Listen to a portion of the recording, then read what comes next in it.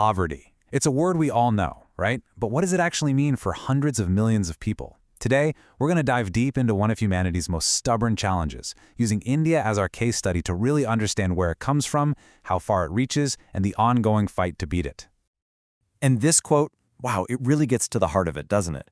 Because poverty isn't just some statistic on a chart. It's the daily, grinding reality of human suffering. It is a condition nobody would ever choose for themselves. To really get a sense of the scale here, just look at this number. Back in 2011-12, this was how many people in India were estimated to be living below the poverty line. Think about that for a second. That means roughly 1 out of every 5 people in the entire country was trapped in this struggle. It was the single largest concentration of the poor in the world. So, if we're calling poverty a curse, what does that actually look like in someone's day-to-day life? Let's peel back the layers and see what it truly means to be poor. You know, it's so much more than just not having money. It's that gnawing feeling of hunger. It's the instability of not having a safe place to live, not being able to send your kids to school. It's not being able to afford a doctor when a loved one is sick. And maybe the most crushing part of it all, living with that constant, overwhelming feeling that you're just helpless. To really get this, social scientists use this powerful concept called social exclusion. The idea is that poverty isn't just about what you don't have. It's about being literally cut off, physically and socially.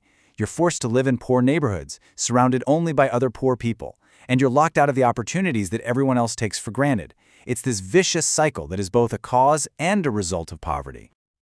A really stark historical example of this in India is the caste system. For generations, it systematically shut out entire groups of people from getting the same opportunities as others. And that kind of exclusion can cause a type of damage that honestly runs even deeper than just having a low income. All right, so we've seen how social structures can keep poverty going. But now let's dig a little deeper into the other complex roots of this challenge in India. Well, the historical roots go way back, starting with the colonial era. Policies under British rule basically ruined traditional Indian industries, like textiles and handicrafts, but didn't encourage new ones to grow in their place. This choked off job opportunities and held back the economy for decades, creating a cycle of poverty that was incredibly hard to escape. Another huge factor is just massive income inequality. A lot of this comes from a lopsided distribution of land and other resources. Now, policies like land reform were supposed to fix this, but in most states, they just weren't implemented very well. And as a result, the gap between the haves and the have-nots just kept getting wider. Then you have this absolutely devastating cycle of illiteracy. It is so hard to break. I mean, think about it.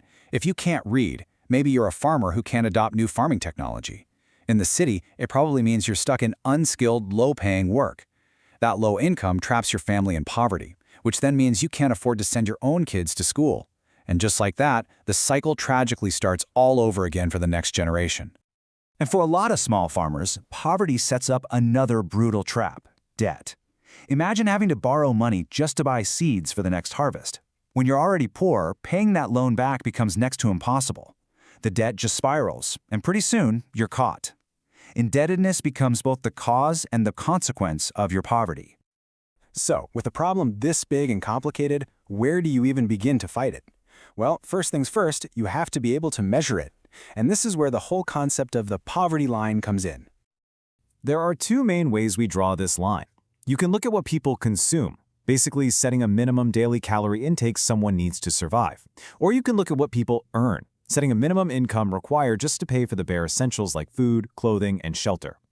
Now, this is where it gets really interesting, because the thresholds are different depending on where you live. Back in 2011-12, the poverty line in rural areas was set at an income of 816 rupees a month, based on needing 2,400 calories a day. But in cities, it was 1,000 rupees a month based on needing 2,100 calories. So why the difference? Well, the higher calorie need in rural areas accounts for more physical labor, while the higher income in cities reflects the simple fact that, well, things just cost more there. So who crunches all these numbers? In India, that job belongs to the National Sample Survey Organization, or NSSO. They conduct these massive surveys to gather all this data, and without their work, policymakers would basically be flying blind. They'd have no idea of the true scale of the problem or if their solutions are even working. So, with a clearer picture of the problem, how has the government tried to solve it? While the strategy isn't just about handing out aid, it's more like a multi-front attack on poverty aimed at creating real, lasting change. Over the years, the Indian government has launched a ton of programs, each one tackling poverty from a different angle. Some are about providing jobs, others on helping people start their own businesses, and some on delivering essential services. Let's just look at a couple of the key examples. One landmark program is the National Rural Employment Guarantee Act, or NRGA, launched back in 2005. Its main goal is to provide a social safety net. It literally guarantees 100 days of paid work every single year to any household in a rural area that volunteers for unskilled manual work. And, this is crucial, it also reserves a third of the jobs for women. But other programs take a totally different approach. Look at the Prime Minister Rozgar Yojana, or PMRY. This one, started in '93, is all about empowering educated but unemployed young people to create their own jobs. It helps them get the support they need to set up small businesses and industries, using entrepreneurship as a way out of poverty. Okay, so with all these deep-rooted challenges and these wide-ranging strategies, the big question is progress actually being made?